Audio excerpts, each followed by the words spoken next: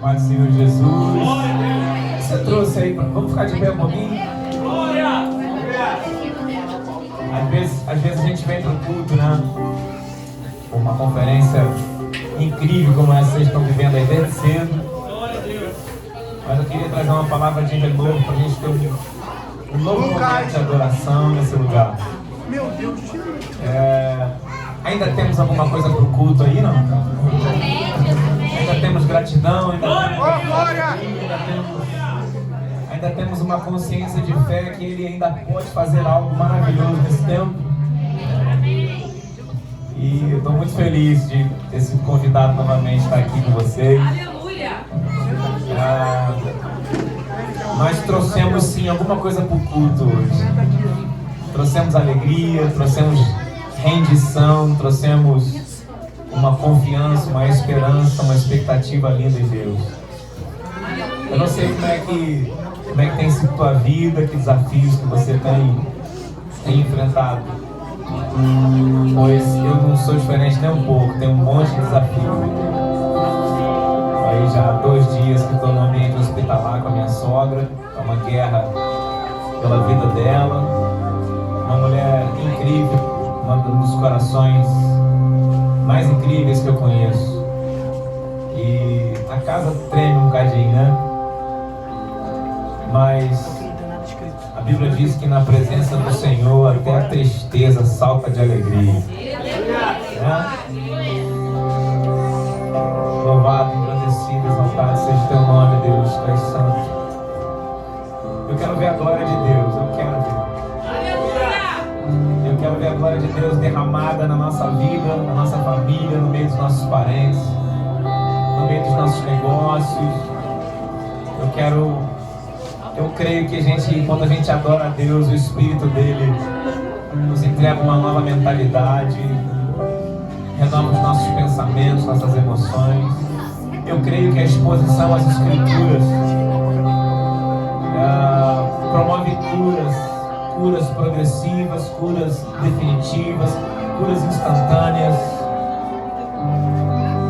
Eu creio que em meio aos louvores o Senhor realiza obras incríveis, inacreditáveis. Glória a Deus.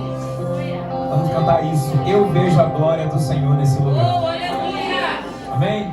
Vamos começar então com alegria, com contentamento, apesar dos desafios. A gente mostra para a nossa realidade espiritual que a gente tem alegria nele. Apesar de algumas coisas, de alguns desafios emocionais que temos, nós vamos agora cantar contradizendo alguns desafios que a gente tem que enfrentar, amém não? Porque é um pouco assim, né? O meu pai não está me tratando bem, minha mãe não trata bem, minha esposa não está tratando bem, meu marido, o trabalho, não sei o quê. Tem um monte de coisa que está acontecendo, não tem? Mas aí a gente agora vai apresentar um novo cenário para esse Deus. Nada disso manda nas nossas emoções. É verdade. Amém para isso? Não vamos aplaudir a Deus por isso?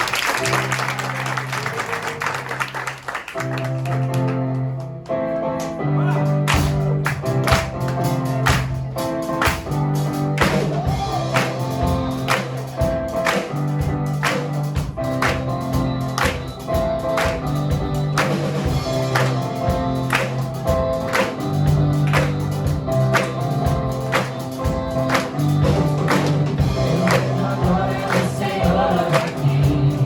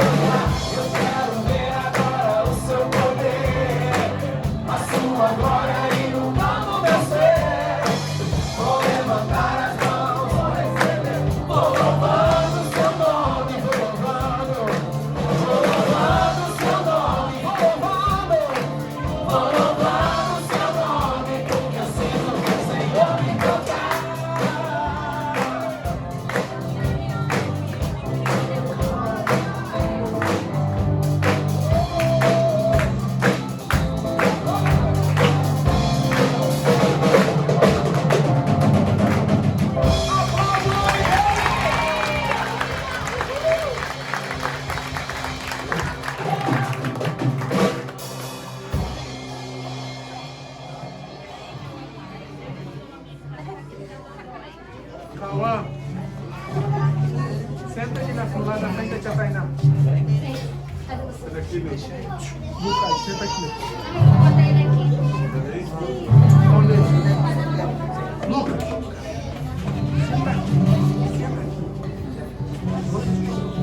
Nós não merecíamos, mas Ele tinha um plano, e um plano maravilhosamente perfeito. A gente nunca foi digno.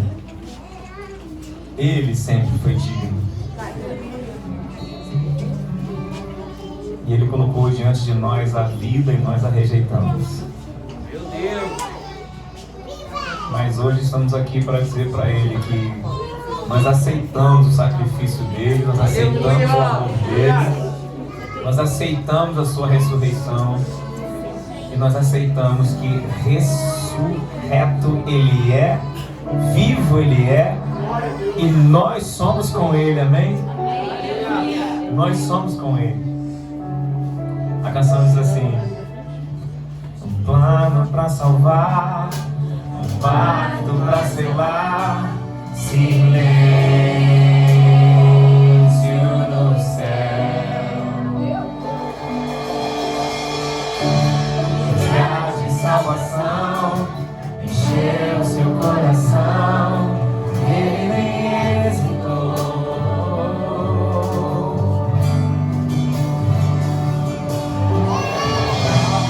Palco do amor, o autor anunciou a vida.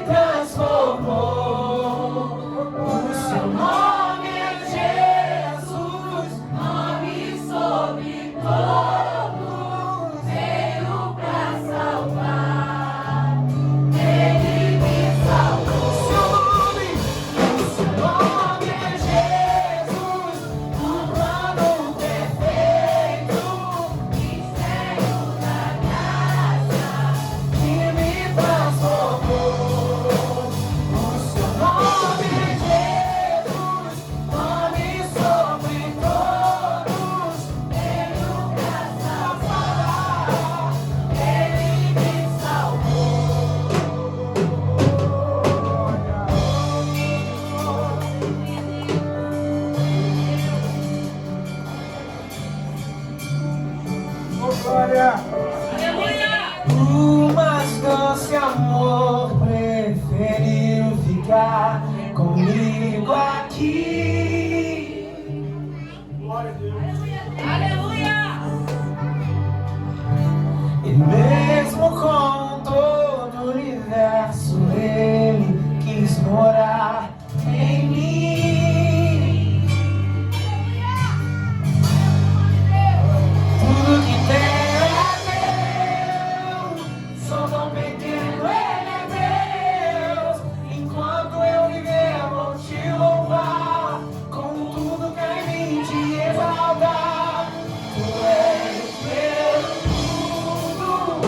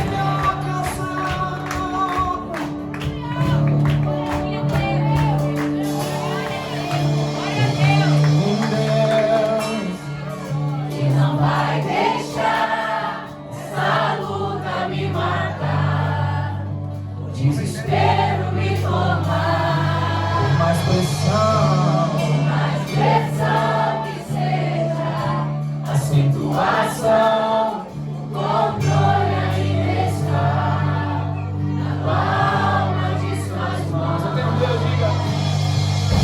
Eu tenho Deus que não vai deixar essa luta me matar, o desespero me tomar, por mais pressão que seja, a situação, o controle ainda está na palma de suas mãos. Choro dura uma noite, mas a alegria ela vem pela manhã. Eu creio, eu creio, eu creio. Choro dura uma noite, mas a alegria ela vem pela manhã. Eu creio, eu creio. Ainda que a figueira não floresça e não haja fruto na vide, o produto da oliveira me dá, todavia me alegrarei, todavia me alegrarei, todavia me alegrarei. Meu auxílio, Deus meu, ainda que a figueira não floresça e não haja fruto na vide, o produto da oliveira me dá, todavia me alegrarei, todavia me alegrarei, todavia me alegrarei. Choro por uma noite, mas a alegria ela vem pela manhã. Eu creio, eu creio. Choro dura uma noite, mas a alegria ela vem pela manhã. Eu creio, eu creio. Vamos colocar mais fé nisso? Choro dura uma noite, mas a alegria ela vem pela manhã. Eu creio, eu creio. Choro dura uma noite, mas a alegria ela vem pela manhã. Eu creio, eu creio.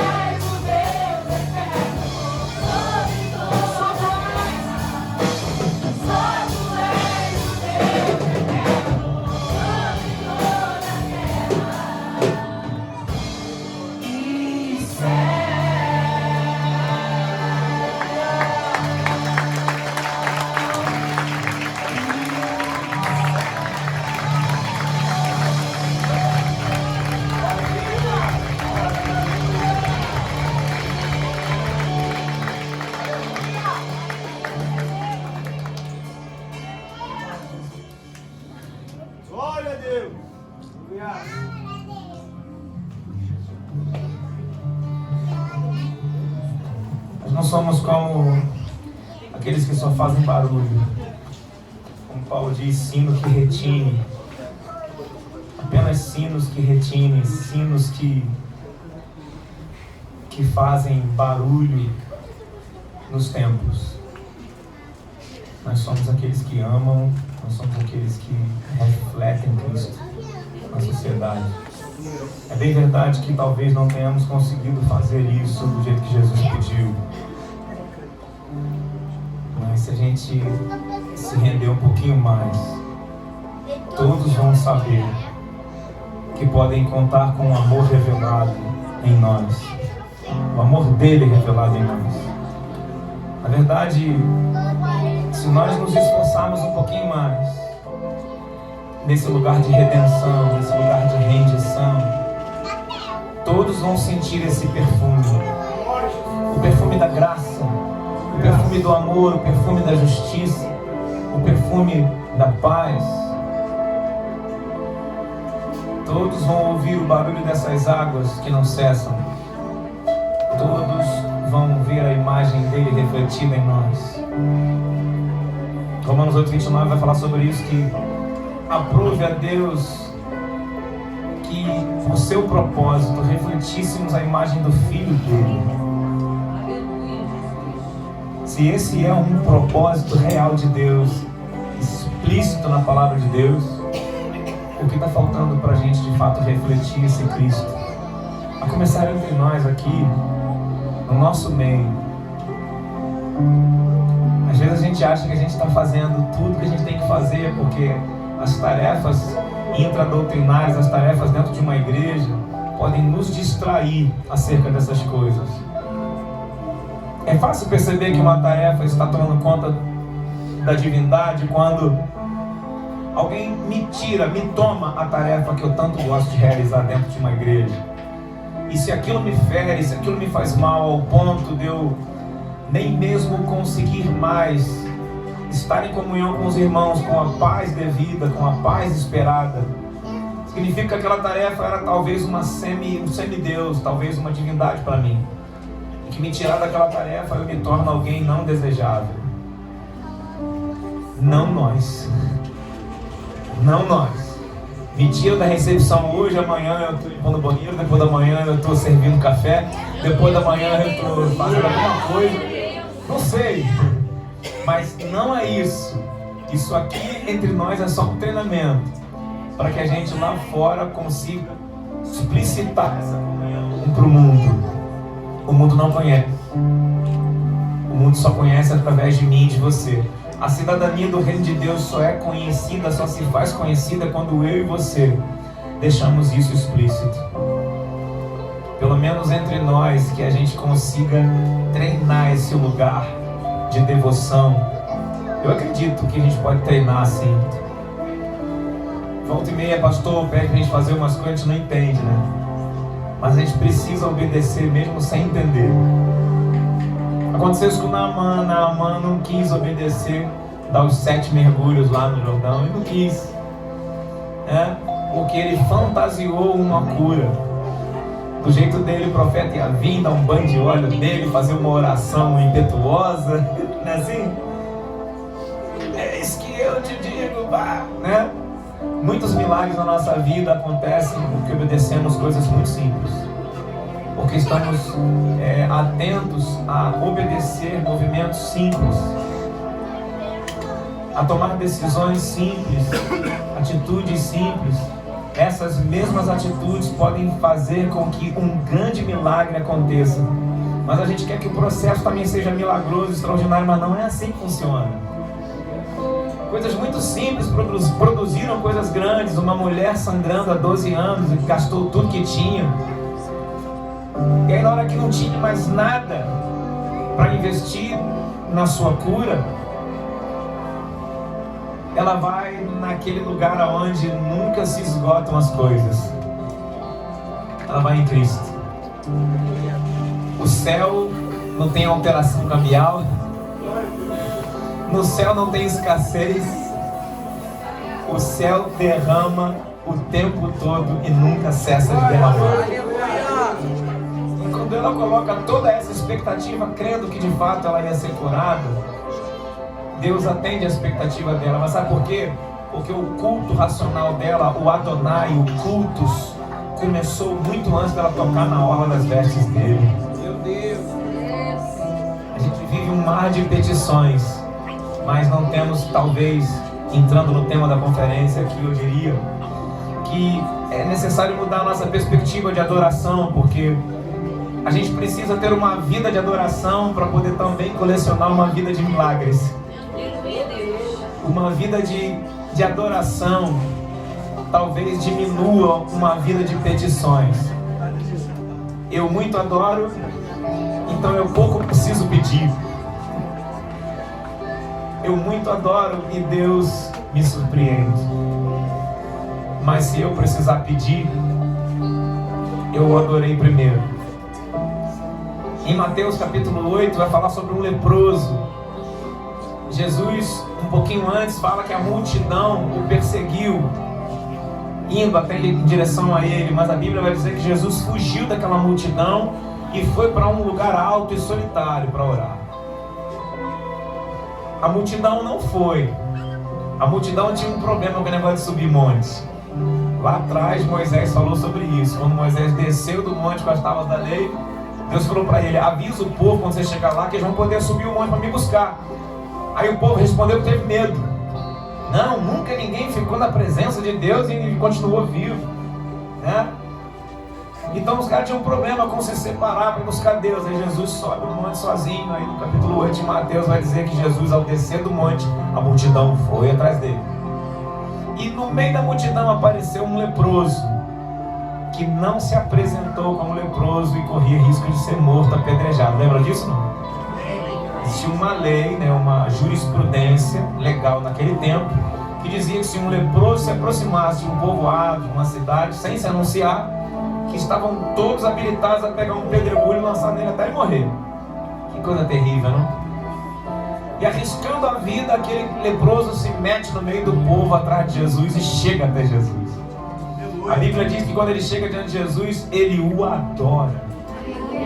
Glória a Deus. Qual é a primeira coisa que ele faz, igreja? Qual é a primeira coisa que ele faz? Adora. Cultos. Adonai, no Antigo Testamento, no Novo, no grego, cultos. Primeiro tem o cultos. Aí depois ele diz: mestre, se tu quiseres, pode me tornar limpo. E Jesus, impondo as mãos para ele, tocou-lhe e disse: quero, seja limpo. Eu não sei qual é a tua petição, mas nós vamos mudar a nossa perspectiva de adoração. O Inside Out é isso, é algum movimento que ele acontece dentro de nós e ele é revelado aqui do lado de fora. O movimento começa dentro e todos sabem quem você é pelo que acontece do lado de fora. Como você se manifesta, como você age, como você olha o outro. E a canção que vamos cantar agora tem a ver com isso. Nós não somos como um sino que retine, nós somos os que amam. Somos os que receberam e aceitaram o amor desse Deus. Aleluia! Por isso a gente ama o outro. A gente ama a palavra de Deus.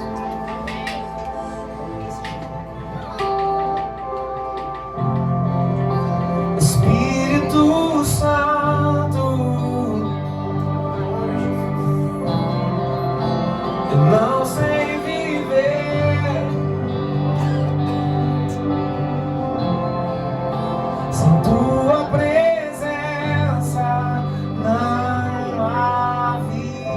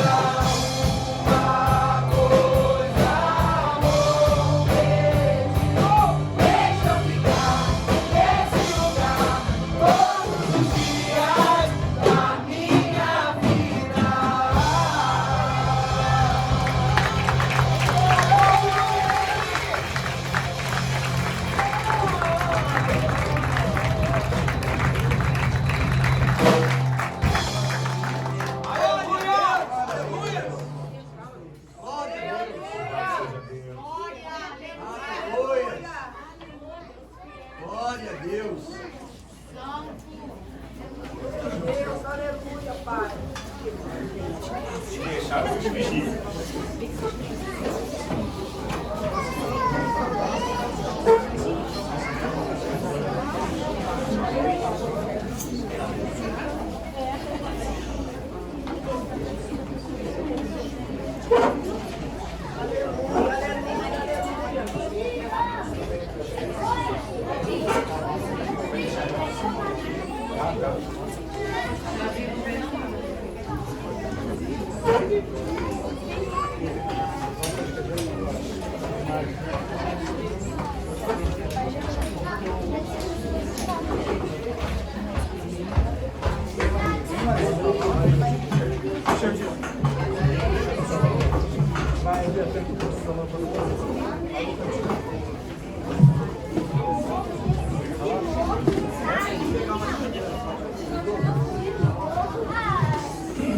Louvado seja Deus.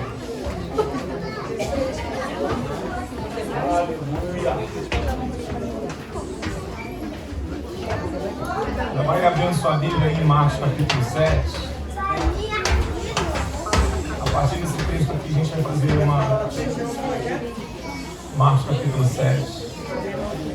A partir desse texto a gente vai fazer uma reflexão em outros textos também. O Evangelho de Jesus, segundo escreveu Marcos, no capítulo 7.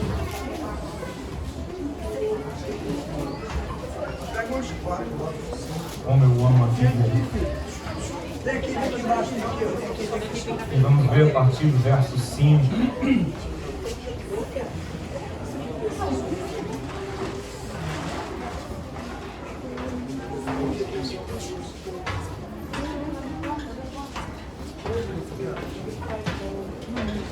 O que está sentindo no meu coração, a gente falando sobre esse tema, né? O título da conferência associada à questão da mudança da nossa postura de adoração, de uma nova adoração. Que adoração é essa que a gente não está buscando? Que identidade adoracional é essa que a gente está buscando? Que aparência é essa de adorador, de adoração que a gente está buscando refletir? É a adoração da Bethel Church, da Hilson, não sei, da Elevation, Worship. De que igreja? A gente está querendo imitar alguém? Não. A gente, como igreja brasileira, a gente tem a nossa própria forma de adorar ou não? Nós temos uma identidade adoracional no Brasil? Temos ou não? Talvez a gente esteja vivendo hoje um período de maior diversidade, né, na postura do ritual, vamos dizer assim, do louvor e da adoração. Porque isso é só o ritual. A adoração verdadeira mesmo, ela só é vista pelo próprio Deus. O próprio Deus é que vê a veracidade dessa adoração. A gente tem um projeto que Deus me deu há um tempo atrás, precisamente há 8 anos, que se tornou o nome do nosso ministério, né? Nosso ministério se chama Despertados para a Verdadeira Adoração. Eu, como alguém que tanto bebi, comi, meditei, ruminei e extrapolei todas as coisas da vida secular, da vida comum, por causa de tantas coisas que eu desfrutei que não foram boas para a minha vida, talvez eu tenha estado aqui da outra vez e tenha falado um pouco sobre isso, não me lembro. Porque eu tenho sido atraído por Deus para falar sobre essas coisas numa nova perspectiva, numa nova lente. Eu agora tenho sido levado pelo Espírito a olhar o retrovisor da minha vida, né, sob a lente do Espírito Santo, e trazer novas iluminações de acontecimentos que eu vivi que eu não sabia antes o porquê tinha vivido. E essas coisas só pode me contar quem sabe. Quem sabe? O Espírito de Deus. Só o Espírito de Deus pode falar para mim o que de fato eu vivi, porque vivi, como vivi, porque eu estava embebido em sombras. Então, no momento em que eu estava nas sombras, Eu não tinha iluminação em nada para entender o que vivi. A Bíblia diz no Provérbios capítulo 4 que aquele que anda na sombra não sabe nem no que tropeça. Então como é que eu vou ter explicação para o meu passado se não tiver a ajuda do nosso amigo Espírito Santo? Porque ele pode ver no escuro, eu não. Então ele pode olhar na perspectiva de eternidade, porque a Trindade não depende do tempo, porque eles estão fora do tempo. Eu posso até conjecturar que aquele que estava no meu passado veio do futuro para pegar na minha mão e me conduzir para esse dia que se chama hoje. No dia do Inside Out. Por que não? Já que a gente se move em tantas alegorias, né? A gente tipifica tudo, a gente simboliza tantas coisas quando se fala de igreja e de Deus, apesar da Bíblia estar recheada de alegorias. André, o que é alegoria? É a gente ficar comparando situações do Evangelho a coisas, a coisas inventadas, criadas, né? Porque se parece com algo, aí a gente quase que diz que é, né? Então, eu parei de dar testemunho durante um tempo, porque eu entendi que apesar da história ter poder transformador na vida das pessoas, ter uma história, contar uma história, ou a partir de como contamos uma história, podemos sim transformar a vida de alguém, pela maneira como a gente lidou com aquilo. Haja vista quem está lá fora, as vozes que se levantaram no meio das mídias digitais, das plataformas, das redes sociais, vozes que se levantaram que com as suas verdades pessoais, que não significam que sejam verdades eternas, né, se transformaram em vozes emblemáticas para essa geração. Então ali tem vozes que apoiam os LGBTQ, Z, F, Z, H, I, sei lá quantos tem agora, né? Que apoiam os movimentos contrários no que diz respeito à questão governamental do país, né? Sem nenhuma base histórica para abrir a boca, e todos agora acham que têm o direito de ir até as redes e tipo assim, é o que eu penso, é o que eu acho, e você não tem nada a ver com isso. Pô, beleza, não significa que você esteja dizendo tem a base histórica. Quando você vai estudar ciência política pela luz da religião, pela luz da soteriologia, da eclesiologia, quando a gente para olhar, né, a história política, a gente tem base para tentar, ao menos, dar endereços mais acertados sobre o que está acontecendo agora. Então não adianta nada ficar batendo em um, batendo em outro e falando um monte de bobagem, aí um fala uma coisa, corre todo mundo para lá. Agora isso aqui é o certo. Não, agora aquilo lá. Nós estamos nas mãos do palhaço. Quem é o palhaço? Satanás. A gente vê um monte de gente cristã que deveria ter o discernimento de espírito para tentar entender e ao menos reconhecer que sobre toda a governabilidade no planeta está quem? Muito obrigado, meu irmão. Tu tá ligado. Tem um louvor que ele diz assim: os reinos vêm e vão, mas teu trono acima está. Teu nome imutável é. Glória a Deus. Ele está num altíssimo e sublime trono. Vai e vem reino, vai e vem presidentes, vai e vem deputados, senadores, governadores, vereadores, etc, etc. Mas ele continua num alto e sublime trono. Então, qual é o nosso firme fundamento? Está bem aqui na minha mão. E aí aí eu vou para a fala de Jesus, que não é o texto ainda, estou ainda introduzindo a mensagem para que você entenda que identidade adoracional é essa que a gente quer passar, que a gente quer derramar nesses dias. Eu fico muito aborrecido como pastores, na verdade assim, não é muito aborrecido, eu fico temporariamente entristecido porque muitos pastores me chamam nas igrejas para cantar hino, cantar 1, 2, 3 hinos. E eu não fui chamado para ser cantador de hino mais, né? E eu fui chamado para derramar Jesus. Glória a Deus. Glória a Deus. Para derramar entendimento, derramar ativação de fé, despertamento de fé. Para crianças, jovens, adultos há mais tempo, adultos há um pouco mais de tempo. Né? Eu sou um jovem adulto de 48. Já sou um jovem adulto avô. Né? Eu tenho uma expectativa linda nas crianças. As crianças, eu não olho para a criança como sendo, a criança é o amanhã. Não, a criança é o agora. Glória a Deus. Porque a ingenuidade dela, a pureza dela é agora, não é amanhã.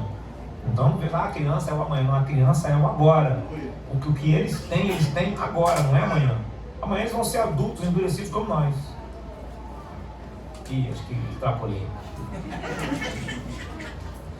A gente fica adulto, fica medroso, fica melindroso, fica cheio de mania. Não pode isso, não pode aquilo. A gente emburrece, a gente perde o poder da ingenuidade. Como é maravilhoso a gente simplesmente não ver as coisas distorcidas, como os fariseus com a sua lente equivocada, né? Que olham tudo de forma, se eu tirar meu óculos aqui, eu não vou enxergar nada. E é exatamente assim eles com óculos. Alguém entendeu isso aí? Se eu tirar, eu não vou entender nada que eu vou ler aqui, não vou nem conseguir ler uma página. Mas eles são assim com lente, com óculos bom. Mas Jesus não, Jesus tem uma lente diferente. Jesus, por exemplo, quando Jesus olha para o sábado, Jesus olha para o sábado e questiona ele. Tá bom, beleza, então o que tem que fazer no sábado? Dar a vida ou tirar? Fazer o bem ou o mal? Porque no dia de culto a Deus, eles queriam encontrar algo de errado em mim e em você para apedrejar a gente até a morte.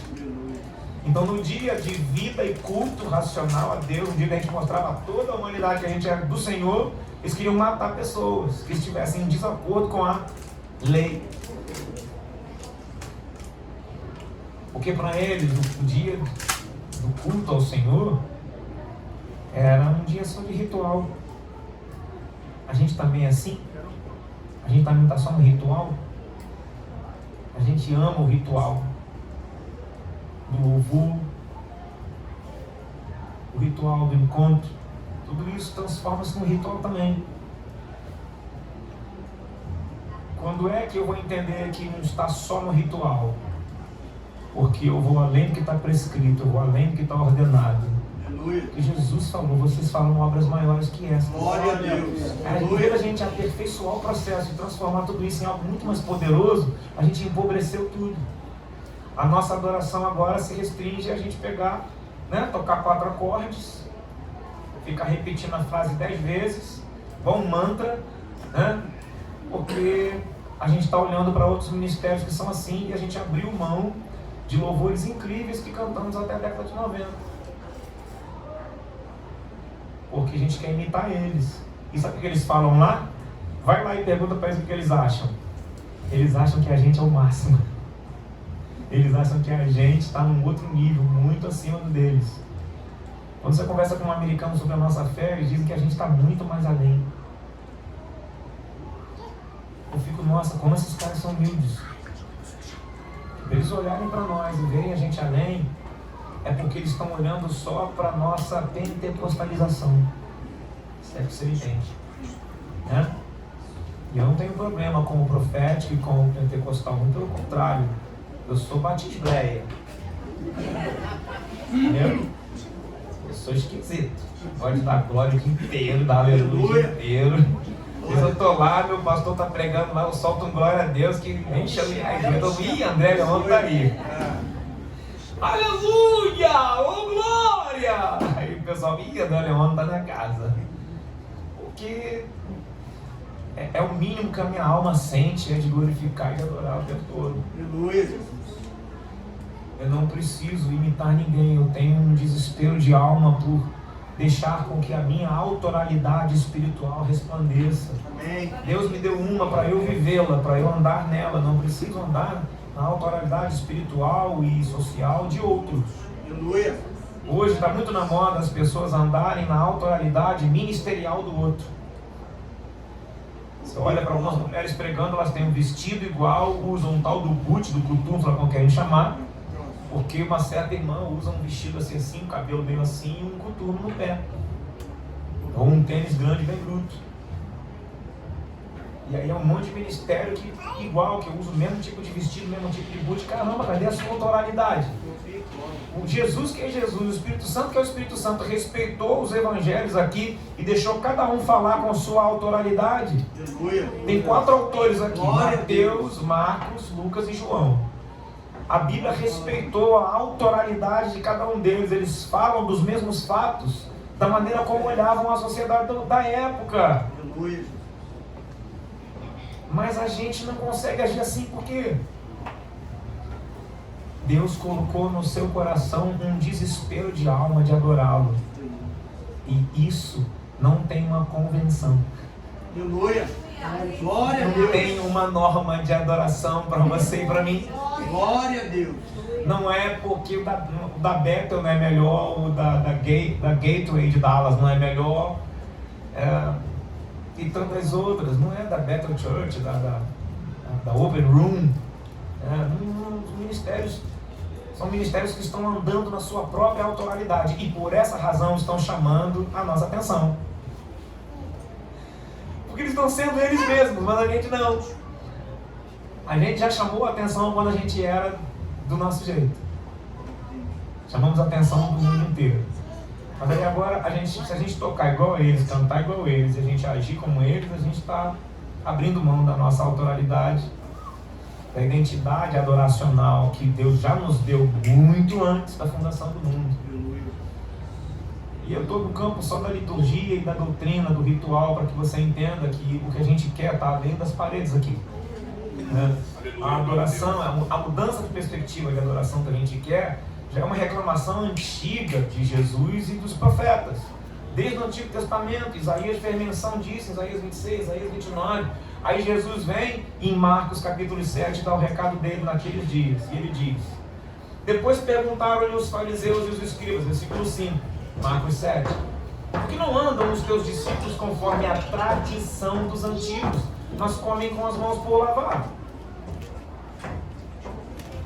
Versículo 6. E ele respondendo disse-lhes: bem profetizou Isaías acerca de vocês, hipócritas. Como está escrito, este povo honra-me com os lábios, mas o seu coração está longe de mim. Versículo 7. Em vão, porém, me adoram, ensinando doutrinas que são mandamentos de homens.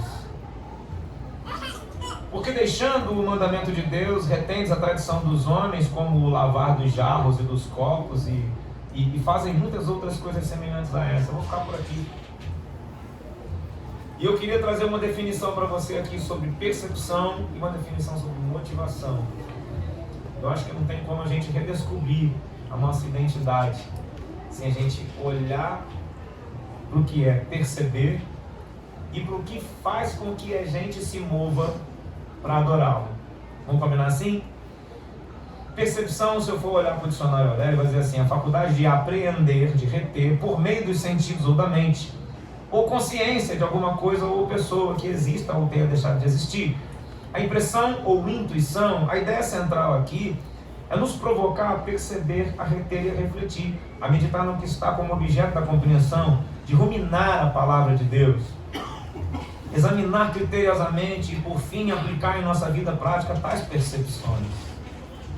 Afinal, perceber e não se posicionar não favorece a nenhum dos lados. Aliás, pode sim favorecer o mal. Eu percebo, eu ajo. Eu percebo, eu me movimento. Então vamos entender o que é se movimentar, o que nos motiva a sair de uma posição e de ter uma atitude. Motivação, ato ou efeito de motivar, ou motivo, causa. Motivação refere-se em psicologia e em biologia, em outras ciências humanas, a condição do organismo que influencia a direção do comportamento. Vou repetir. A condição do organismo como um todo, que influencia a direção do nosso comportamento. Por outras palavras, é o impulso interno que leva à ação. O que está levando a gente a uma determinada ação? O que leva a gente a um comportamento? O que leva a gente a uma condição de um movimento, de uma atitude. Assim, a principal questão da psicologia, da motivação, é o porquê do indivíduo se comportar de determinada maneira. Quando eu tento definir motivações, eu, André, me levo a olhar para um conjunto de intenções do coração que podem ou não atender a um propósito específico e definido, ou indefinido. Às vezes o propósito é correto, mas a motivação é errada. É comum, André? É. Muita gente fazendo o que é certo, mas com a motivação... Não, beleza. Ação social, juntar os alimentos. Tá, beleza. E aí, quando eu chego num lugar, foto, selfie, filmagens, fiz, dei. Pô, André, mas não pode não? Cara, até pode, mas Jesus falou que não saiba a esquerda o que fez a direita. A gente não precisa, como igreja, não, a gente deixa o mundo fazer assim, mas a gente não. A gente vai lá, dá, ama, tudo, mas não precisa tirar foto não. Mas tem que mostrar para a liderança que a gente está fazendo, André. A gente tem que mostrar, é o documento, né? O vídeo, a foto é o documento que a gente está realizando a obra. Não, beleza, então. Então você é um herege. Ou vão andar por aí, então fazendo diferente. Então na hora que o pessoal for tirar a foto e o vídeo, eu vou sair fora. Porque nós não precisamos disso, porque quem tem que ver é quem? Deus. A gente trabalha para quem? Deus. A gente adora quem? Deus. A gente serve a quem? Deus. A gente obedece a quem? Deus. Então pronto. O que o homem precisa saber sobre essas coisas, senão o próprio Deus? Até porque quando a gente quer alguma coisa de Deus e tudo que a gente recebe dele, não é conquistado publicamente. Aleluia. Ou é? Glória a Deus. Não. Jesus não falou assim, vá para o teu quarto, cerre a porta atrás de ti, Glória a Deus. e eu te recompensarei. Tem gente que quer conquistar as coisas publicamente. A notoriedade, a reputação, a unção, né? A predileção. E tem gente que tem necessidade de ser predileto. As pessoas não sabem. Você me vê toda hora na internet? Você me vê toda hora fazendo live? Você me vê toda hora fazendo alguma coisa na internet? Então você me avisa, porque o máximo que eu entro de manhã, de vez em quando, é bom dia, tá nublado, tá sol, o teu coração vai estar. Eu tenho problema com isso, eu tenho um toque, não gosto. A galera pegou um vício com esse negócio aí, porque a gente tem que dar cara o tempo todo, pá. Porque quer ser notado, quer ser visto, quer ser percebido, quer curtida, quer like, quer não sei o quê. Cara, minha rede tem lá seus 36 mil seguidores e eu não fiz nada para isso. Não fiquei pedindo ninguém, pô, dá um like, dá uma curtida, me segue aí. Pô, não tem isso, cara, nas minhas redes sociais. É tudo 100% orgânico, mas ó, minha rede social tem, sei lá, quando é que eu fiz o primeiro Instagram, acho que foi 2010, 2011 e tudo. Há quanto tempo tá mesmo? Eu já é idoso meu Instagram, pô. Então, em 2021, meu Instagram tem 11 anos. Quando lançou o Instagram, eu fiz uma conta. Se fosse assim, era botar com 50 milhões, né? Se eu ficasse igual todo mundo aí, dá um like, e todo dia, Só que não é importante isso, sabe por quê? A ovelha que está diante de você, você derrama sobre ela? Então para que tu quer 500? Então para que tu quer 5 mil? Glória a Deus. Por que você quer 10 mil atrás de você? Tu vai derramar Jesus na hora que elas vierem? Tu marca uma live, aí entra 500 na tua live, tu vai derramar Cristo, tu vai derramar verdade sobre elas? Sim ou não? Não. Ele não derrama nem sobre o filho, sobre a esposa. É um monte de colega meu, homem, que está lá, você ministrou tua mulher essa semana? Pô, não. Só teve um momento de mesa com ela, não, com meu amigo, você não sabe, tá perdendo. É o pastor dela, cara. Você vai se omitir no primeiro ministério da sua casa, que é pastorear sua mulher? Aí você acha que eu aprendi isso rapidinho? Também apanhei dessa. Enquanto eu soneguei, enquanto eu fui omisso nesse primeiro ministério, o restante todo não fluía. Não significa que eu seja bom, não. Só tô falando que eu tento. Mas vou te falar, funciona. Porque os momentos de mesa que eu tenho com a minha mulher faz ela saber quem eu sou. Depois não adianta eu chegar aqui fora, ministrar uma coisa, e quem está na minha casa saber muito bem quem eu sou, que eu não sou nada daquilo ali. Mas quando o Espírito Santo fala comigo, no café da manhã que a gente está junto com o amor, o Espírito Santo de Deus me direciona em relação a isso, assim, assim, assim, o que você pensa sobre isso? Deixa ela falar. Pois é, o Espírito me falava sobre assim, assim, assim, assim, assim, me mostrava sobre uma realidade assim, assim, e a gente começa a conversar. Eu não vou impor um entendimento a ela não, o Espírito Santo vai fazer. E aí, você concorda nisso aqui? Concordo. Isso aqui também está meio endurecido, está meio duro isso aqui. Acho, mas também não pode ficar tudo muito fio desencapado, né? Muito solto, né? A gente percebe que às vezes quando algum irmão ou irmã vem a público para falar alguma coisa que é contra, ou se posicionar, às vezes se posiciona de jeito errado. Porque muito bem a gente pode estar certo no nosso posicionamento, mas a gente está agressivo, a gente não está amoroso, né? Então, para falar com as massas, se a gente não tiver o Espírito Santo, vai dar ruim. Falar com 1, 2 já dá problema. Aí você acha mesmo que você está pronto para falar com 500? Já é um complexo a beça e já me deixa tremendo. Tem que falar para 50, 100 que está aqui. E olha que assim, eu piso em lugares onde eu tenho que falar às vezes para 4.000, para 5.000 em conferências. E aí, o que você acha? Que quando tem 50 eu não tremo não? Tremo, sabe por quê? Porque Deus me cobrou. Deus falou assim, eu não vou te dar 5.000 se você não derramar sobre 5. Aleluia. Aleluia, glória a Deus. A internet é lugar de ovelhas perdidas, mas é lugar de maioria de bodes. Não queira ser um pastor de bodes, Deus te chamou para ser pastor de ovelhas. Tudo bem, você pode querer ter os 5 milhões de seguidores lá, mas 4.999.000 vão ser bodes. Você está perdendo tempo com os bodes enquanto Deus te chamou para pastorear ovelhas. Presta atenção nisso aí. Você entendeu? Mas tem uma pessoa que entendeu. Tem gente que fica lá, ó, né? Ele nem sabe, está falando com os bodes de plantão. Os bodes carentes, sabe os bodes carentes? Que gostam de porções diárias e tem que ter alguém trabalhando para eles lá, de repente você é um deles. Eu sou desse mesmo. Quando eu entro para ativar alguém, Senhor, que essa palavra vá como fogo no coração de um bode e transforme ele em ovelha. Só Deus sabe qual é o bode que vai virar ovelha, não sou eu nem você. Amém, não? Amém. Então vamos entender isso. André, esse negócio de motivação então é complicado, né? Um pouco. Às vezes o propósito é correto, mas a motivação é errada. Em outras situações a motivação é até justa, porém o propósito não está alinhado com Deus. Percebe que também pode ser o contrário? Às vezes eu estou com um sentimento até bacana sobre determinada ação no reino de Deus, na sociedade, no trabalho, na família. Mas, por eu não ter muito conhecimento da Escritura, o propósito não está alinhado com o de Deus. Então assim, de boa intenção, intenção é o mesmo que motivação. Amém? Não é isso? Amém. Então a motivação, a intenção pode ser boa, mas ela tem que estar alinhada com o reino de Deus. Vamos supor, eu era espírita kardecista, fui durante muito tempo, fui católico também.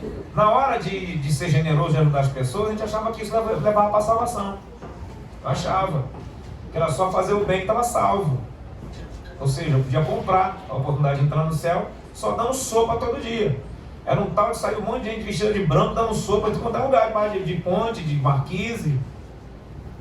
Está entendendo, igreja? Motivação tá legal? O que está se fazendo, que é um bem, é legal? É. Mas o propósito não está alinhado com o reino de Deus. Nem um pouco alinhado, porque por ele não conhecer a verdade, ele não sabe que a atitude dele boa em ajudar o outro, em alimentar o faminto, porque é bíblico. Isaías 58 diz que a gente tem que alimentar o faminto, vestir o nu, né? Visitar os oprimidos, tirar deles o jugo opressor sobre eles, né?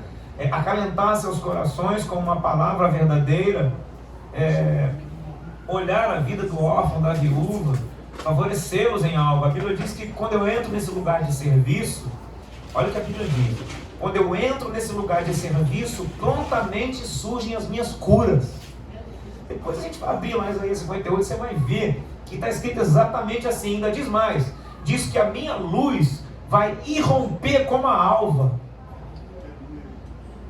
Aí você fica se perguntando assim, por que Jesus falava da luz, da candeia? Vão e brilhem a luz de vocês. Por quê? Porque quando eu obedeço aos mandamentos mais simples e básicos da palavra de Deus, remota ainda ao Antigo Testamento, a Bíblia diz que eu viro uma brasa viva. Aonde eu vou chegar, eu vou iluminar o ambiente. Mas hoje em dia o cara, sei lá, ele deve andar com uma bateria no bolso e tentar ter a própria luz própria. Deve ser. Aquelas baterias de celular que carregam avulso, né? Deve ser um negócio desse. Amigo, a nossa luz não é nossa. Nós não temos luz própria, não. A nossa luz é porque nós ficamos expostos àquele que é a própria luz. Glória a Deus! Glória a Deus! E porque nós abnegamos, nós rejeitamos o nosso eu, que é sombrio, dizemos sim para Ele, que é luminoso, e aí o nosso ser se transforma em luz. Na verdade, nos transformamos num luzeiro, num candeeiro, né?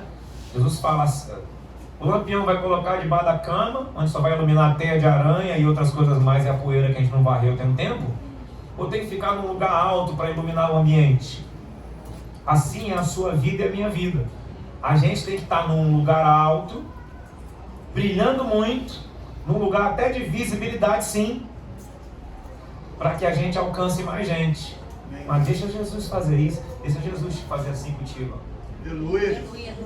Glória a Deus! Ele quer fazer, mas se a motivação do nosso coração, né, que são as intenções, nós vamos ler outro texto aqui, se elas não forem ajustadas, tu vai ficar como um candeeiro debaixo da cama.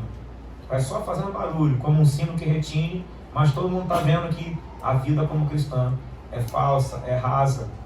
Quantas vezes olham para nós lá fora como igreja e não olham essa igreja como cristão, como alguém que de fato tem Jesus? Gálatas 4:6 vai dizer que aprove a Deus colocar o Espírito de Jesus Cristo no nosso coração. Olha isso! Todo mundo que fosse levantado a filho de Deus receberia em seu coração o Espírito de Cristo. Aleluia! Agora morando em mim. Mas ele mesmo disse em João 14, viemos e faremos morada nele. Aleluia! Viremos e faremos morada nele. Não, em quem, André? Em quem obedecesse os mandamentos. Com sinceridade, com singeleza de coração. E aí a Bíblia diz que eles, o Pai, o Filho e o Espírito Santo, fariam morada na gente. Glória a Deus! Glória a Deus! Cara, você demora para entender isso, como isso é tremendo. Você acha que agora eu não tenho que ficar atento aos meus pensamentos, aos meus sentimentos? Eu não posso ficar triste por muito tempo, porque senão eu entristeço o Espírito Santo. Eu já fui chamado a atenção várias vezes por ter dado atenção a determinadas tristezas e decepções, e o Espírito Santo me chamou a atenção. E às vezes tem que usar uma boca profética de alguém. O Espírito Santo está mandando te falar que você tem estado muito tempo entristecido com tais assuntos. E manda te lembrar que a alegria do Senhor é a tua força. Que Ele está cuidando de tudo. Então tira os olhos disso e coloca os olhos no Senhor, antes que você perca o Espírito. Por isso que eu acho que crente tem que experimentar processos muito longos no campo da depressão, do estresse. A Bíblia diz no Salmo 19, verso 7, que a lei do Senhor é perfeita e cura a alma. Em outras versões vai dizer, e regenera a alma. Em João capítulo 3, o Senhor Jesus falou que tem que nascer de novo. Esse nascimento de novo tem a ver com uma regeneração de espírito. E logo em seguida vai haver uma regeneração de emoção, de mente. E é aqui que vai acontecer também o processo de santificação. E é debaixo dessa perspectiva que eu quero continuar.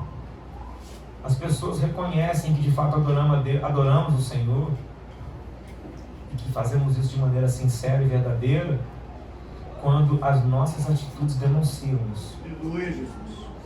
Nós andamos como curados, como libertos, como tratados, Glória a Deus! como humildes, como ingênuos. Aleluia! Aí você pensa assim, pô André, mas eu tenho esse olhar assim, eu já bato o olho, já vejo o mal. Por quê? Porque seus olhos são maus. Não é com os olhos que a gente bate o olho e vê o mal, não. É com o Espírito. É É com os olhos do Espírito. Porque os olhos do Espírito vão amar primeiro, antes de sair. Aleluia. A gente vai olhar o outro e vai amá-lo intensamente primeiro. Depois a gente vai arrancar os negócios que está errado. Entendeu? Mas o nosso problema é que a gente olha e fala, tem uma pombageira, tem não sei o que, não sei o que lá. É mesmo.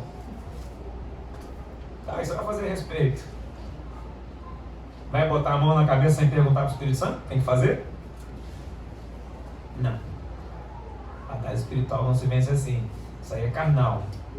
Né? Nós lutamos com armas de fé. E a primeira da lista é o amor. Glória a Deus. Porque Deus amou o mundo de tal maneira. Então o amor é sempre o primeiro da lista. Porque Paulo vai dizer que sem o amor, nada do restante vai valer. Então a gente tem que experimentar o que Paulo diz que é o batismo no amor. André tem isso? Tem. Isso está no livro de Colossenses, que Paulo fala que o Espírito de Deus nos batiza no amor de Deus. Mais explicitamente no amor de Cristo Jesus. A gente só ama com o amor que Cristo amou a humanidade e que Deus amou o mundo, quando a gente experimenta o batismo no Espírito de Deus, o batismo de amor. O mesmo Espírito Santo que eu estava cantando há pouco aqui, é o Espírito Santo que produz a unidade da igreja. Ele é responsável pela unidade da igreja. Então eu acredito que uma igreja tem unidade, até mesmo na hora de adorar, porque o Espírito Santo está igualmente tratando todos. Aleluia. Glória a Deus. E você percebe que algumas igrejas têm uma identidade na adoração, no louvor, no serviço, porque o serviço também é adoração, tá? A palavra adorar e servir no Antigo Testamento é igual. Há um pouco de conflito no Novo Testamento, mas também se refere à mesma palavra. Você vai lá em Êxodo 23, 25, vai estar lá, servireis ao Senhor o vosso Deus. Em outra versão vai dizer, adorareis o Senhor o vosso Deus. Né? Alguns dizem, por exemplo, que no Novo Testamento, quando Jesus fala assim, João 14, aquele que obedece os meus mandamentos e os guarda, esse sim me ama. Tem versões que já dizem, esse sim me adora. Esse sim me cultua. Ele obedece os meus mandamentos, guarda os meus mandamentos. Então, olha só isso. Ele emparelha, né? Na mesma palavra, o significado de amar a Deus e amar seus mandamentos também é adoração. Então, isso concorre com a palavra lá de 1 Samuel, né, 15, 22 a 24, que vai dizer, né, que adorar é obedecer. E quando não obedece, é rebelde, feiticeiro. Não é assim? Então, quando a gente obedece o mandamento, a gente está amando e está cultuando a Deus. É a primeira coisa que a gente percebe se alguém de fato está adorando a Deus de verdade. É o primeiro caractere, né, ou característica de um verdadeiro adorador é que a irmã é obediente. Querem saber? Não, isso não tem a ver com a palavra de Deus. Simplesmente foge da aparência maligna, porque ela quer preservar a aparência de Cristo. Então, tem alguma coisinha que tem assim, gera uma duvidazinha do que é, ó, fui, não fico. Surge uma discussãozinha, uma palavrinha, não sei o que, eu não quero. Eu tenho temor de Deus, mas essa conversa está estranha. Eu saio. Eu chamo a atenção de amigos na cara grande, ficam aborrecidos comigo, mas só ficam só 3 minutos. Porque eles se sentem amados por mim. Mas eu não deixo de exortá-los, eu não deixo de discipliná-los só porque eles são meus amigos. O que começou a ficar diferente foi que comecei a ter esse papo com pastores também. Chamar a atenção de pastor, não é só pastor, né? Isso não é uma postura bacana, porque a gente não está olhando o texto tal, a percepção tal, assim. E, pô, Leona, é legal de falar contigo que você não... Né? É porque eu amo a Escritura. Glória a Deus. Eu tenho uma paixão doida pela Bíblia, então assim, eu observo a Escritura, e como eu observo muitas vezes, várias vezes por ano, e eu ando nesse ambiente do ensino também, eu estou mais atento, eu estou mais vigilante, mas eu não deixo que isso roube as minhas emoções, o quanto eu amo estar na presença de Deus, o quanto eu amo glorificar, o quanto eu amo chorar. Sou chorão mesmo, desde